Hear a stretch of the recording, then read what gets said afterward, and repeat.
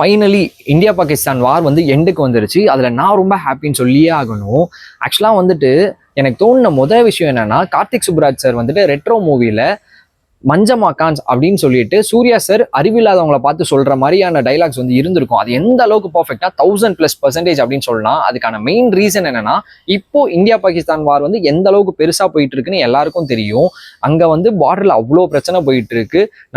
நம்மளோட சிவிலியன்ஸை வந்துட்டு பாகிஸ்தான் ஆர்மி கொண்டுகிட்டு இருந்தாங்க. லைக் ஒரு ஏரியாவை காலி பண்ணியிருந்தாங்க. இதெல்லாம் பத்தி யாருமே எதையும் பேசல.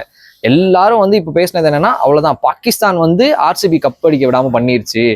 லைக் நிறைய மீம்ஸ், எக்கச்சக்க மீம்ஸ் வந்துட்டு பாகிஸ்தானை வச்சு லைக் நிறைய மீம்ஸ் ஆர்சிபியை ட்ரோல் பண்ற மாதிரி போட்டிருந்தீங்க. ஆர்சிபி கப் அடிக்காம இருக்கிறதுல ட்ரோல் ஆகுறதுல உங்களுக்கு என்னடா சந்தோஷம்? எனக்கு சீரியஸா அது ஒண்ணு மட்டும் புரியல.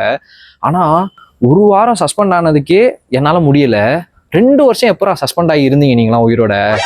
வா, அந்த விஷயத்துல நீங்களாம் கிரேட் சொல்லியே ஆகணும். எப்படியோ வாட் எவர், வாரும் ஒரு எண்டுக்கு வந்துருச்சு. அடுத்த வாரத்துலேருந்து ஐபிஎல்லும் வந்து ஸ்டார்ட் ஆயிடும்னு சொல்லியிருக்காங்க. சவுத் சைடு இருக்க ஸ்டேடியம்ஸில் மட்டும்தான் மேட்சஸ் இருக்க போகுதுன்ற அப்டேட்டும் சொல்லியிருக்காங்க. லைக் என்னென்ன மேட்சஸ் எப்போ போய் இருக்குன்றத அப்டேட்டை வந்து லைக் அதுக்காக தான் ரொம்ப வெயிட் பண்ணிட்டு இருக்கேன். இப்போ நான் எதையும் சொல்ல விரும்பல, எதுவும் இருந்தாலும் ஃபைனலில் பேசிக்கலாம்.